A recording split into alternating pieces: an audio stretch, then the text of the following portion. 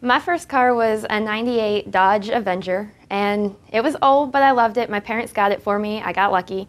My first car was given to me. It was mostly so I could take my brother to school, so we had to get on the bus really early, but I loved that car. It had a short, and so if I left the key in the ignition and closed the door, it would lock all the doors. So I locked my key in my car so many times. It got so bad that at my school, we had a coat hanger and a pocket knife stuck in the back closet that we could prop the window open and stick the coat hanger down so that we could unlock it.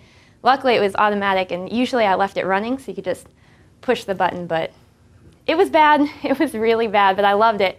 I loved it to pieces. I actually flipped it, and I missed it very much, but it was good. My first car was a '98 Ford Escort.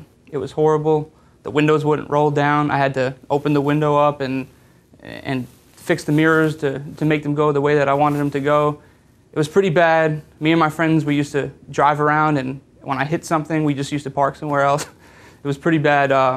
It was horrible. I hit 4 deer with it, so after that, the lights were falling off, and it costed too much to fix it, and it was going to be better to get a new car, so we ended up having a lot of memories in that car, but now it is somewhere where I will never see it again.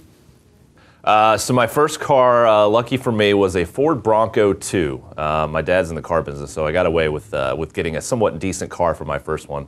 And it had that first car smell, not a new car smell. It had that first car smell, which to some people probably smelled like an old gym bag, but for me it was heaven. It was my first car, which I didn't really get to drive but so often until that one frightful night that my dad let me go out with my friends.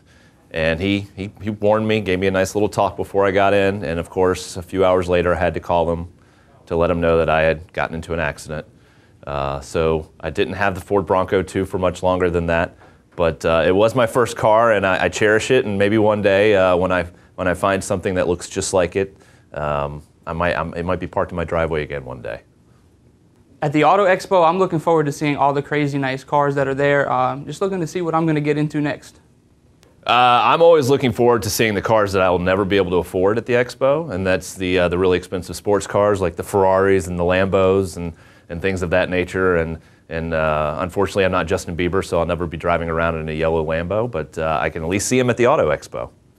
My first car was a 1999 Ford Escort ZX2, and I thought I was hot stuff because it had a 6-disc CD changer, which, you know, at the time was a big deal. It also had a spoiler and a sunroof, which was pretty awesome. I love that car. I drove that car until the wheels fell off of it, which was actually just a year and a half ago.